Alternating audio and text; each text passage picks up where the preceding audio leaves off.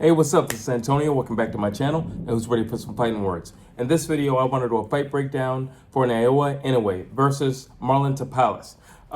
Really quick, if you like the videos, please take the time to subscribe to the channel. Also, hit that thumbs up button because it does help and support this channel. Without further ado, let's jump into this. I want to start off with experience. Inoue is a conqueror of divisions. So when it comes to experience, he's got a ton of it. He's had a long career, but he's had a very decorated career. He's made good time with his career, and he's still young. He still has a lot to do. When I look at Inoue, and if I want to compare it to something like, I don't know, maybe cinematically, I would say if you've ever seen the movie Highlander, every time he takes on another Highlander, or, you know, he beats him in a sword fight, and then their power comes to him. That's how Inoue is. Every time you defeat another foe, you gain an experience and knowledge. And he's conquered divisions. So what do you think he has in terms of knowledge and experience? Exactly. He's fuming with it. And when I look at this fight with Marlon Tapales, I think he's a good guy. I just don't see what he can bring to the table in terms of what Inoue hasn't seen before. That's going to be a problem. So for experience, Inoue has a ton of it. Power. Whenever we talk about Inoue, we always are quick to talk about power. And it is true, he does have a lot of power. You know, he's like a miniature Deontay Wilder. I mean, he has a lot of power. You have to talk about it. But it's not just that he has a lot of power. It's also technique. It's also how he sets it up. He's not careless. He's not reckless. It's not like, well, I have one weapon and I'm going to... Like, if you look at Deontay Wilder, he has one weapon, realistically. I mean, he is hard both hands, but realistically, he has one weapon. And he's managed to use that one weapon consecutively over and over and over again. He's the master of that one tool, that one weapon. When you look at Naoya Inoue, he has a ton of weapons. It's not just the power, it's everything. It's the footwork, it's the explosiveness, it's the knowledge, the IQ, it's the understanding of the ring and being a ring general. It's all these things. It's being well balanced. It's understanding where to put your feet, how to place your opponent into a corner, how to set up a trap. And then you drop bombs, okay? Then you drop bombs and selected targets on the body to soften him up or to slow him down or to get him where you want to get him so you can line him up so you can take him out. Yeah, he's got power. We got to talk about the power, but let's also talk about what comes with that power. Defense. Naoya Inoue is solid all around. Very few fighters can you say he's a I don't want to say a perfect fighter, but if you are to construct a perfect fighter, Naoya Inoue has like pretty much all the attributes needed, including defense. A lot of guys who hit hard, they don't have the best defense in the world because they know they have an equalizer. Naoya Inoue, yes, he has an equalizer, but he's not reckless. He's not just some guy who's going to come barging in the front door. You know, he's going to check the house and see where the weakest points on the house are, and then he's going to attack that. That's basically how he gets in the house. And his defense, everybody always, you know, his guard. Yeah, he has his guard. Here's the thing about Naoya Inoue and his guard. He doesn't always present the same guard. That's being smart. That's understanding the opponent. This might work for one guy. We might take it back to George Foreman and do one of these numbers because that might work for another guy. But also, distance control for Naoya Inoue is also his defense. Also, in terms of defense, head movement. He's very slick with his head movement as well. A lot of times he likes to drop his hands, but trust me, he's seeing what's going on. He can do it because he properly understands defense. So he can do that. But also he has fast hands, so he can react if he needs to. So it does defer. It deters a lot of opponents from attacking, and it's very frustrating. Body work. Come on. I mean, look at the body work he did on Fulton. You know, like he's a body puncher. He's a head hunter as well. He mixes it up well. But if he goes to the body, you got problems. And if he finds success in that body, you got a real problem because it's going to be a consecutive body attack through and through. And you got real problems. He really knows how to place that liver shot as well. And also those straights to the body. Very dangerous, very vicious. Let's see. I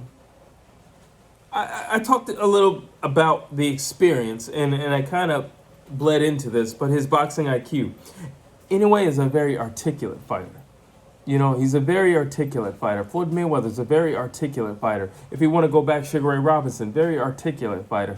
Sugar Ray Leonard, very articulate fighter. Not everybody's doing the same thing over and over and over again. No, very smart. What's going to work for you? I need to dissect this guy. That didn't work last round. I'm not doing that again. Also, very calculated fighter. He's not the type of guy who's going to waste all his punches in the first round. Yes, he hits hard, but he's also not a dumb guy. He's a very calculated guy.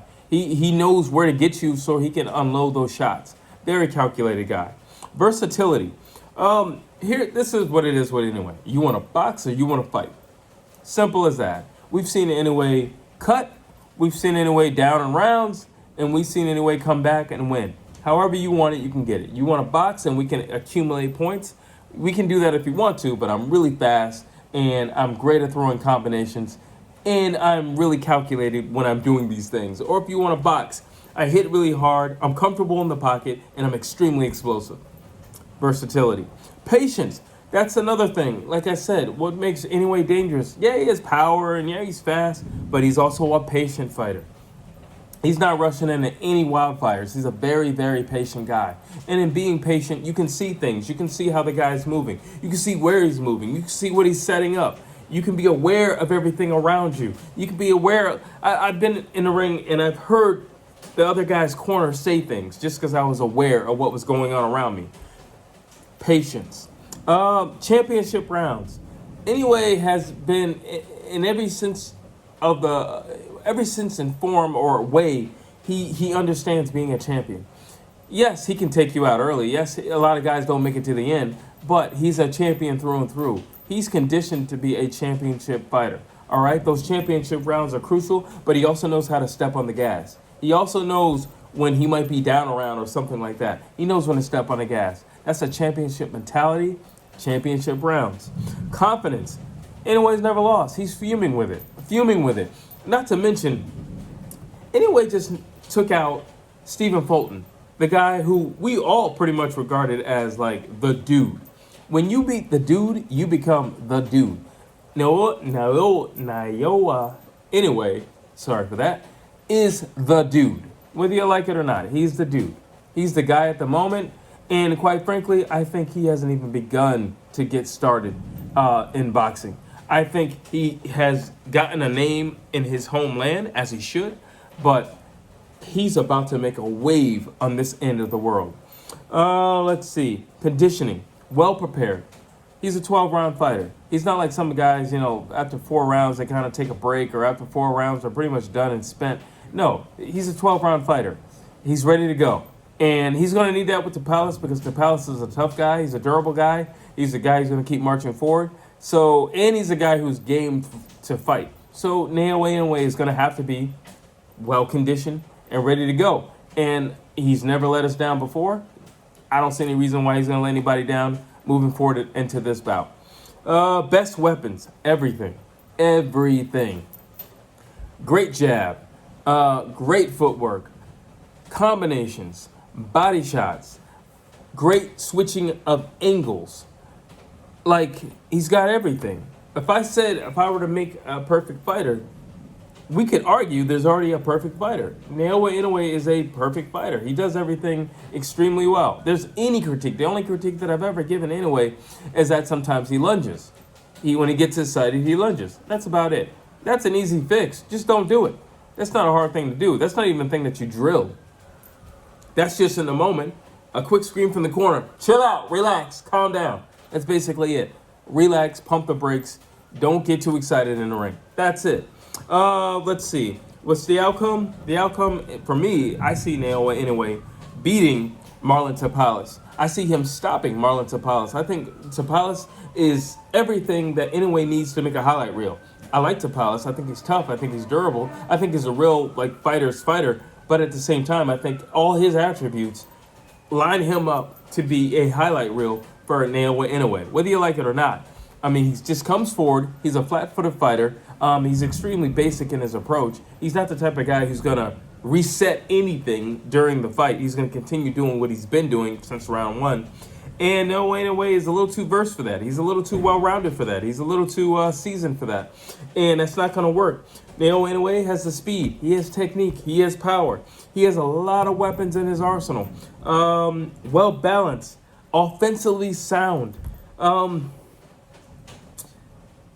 I'm gonna say something, and I mean it. I think Naoya Inoue hasn't even begun to become legendary.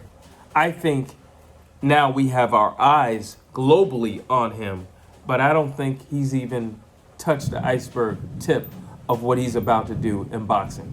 I think he's about to do some major things, and I think, with no disrespect to Marlon, I don't even see him as a stepping stool for what Naoya Inoue is about to do in the world of boxing.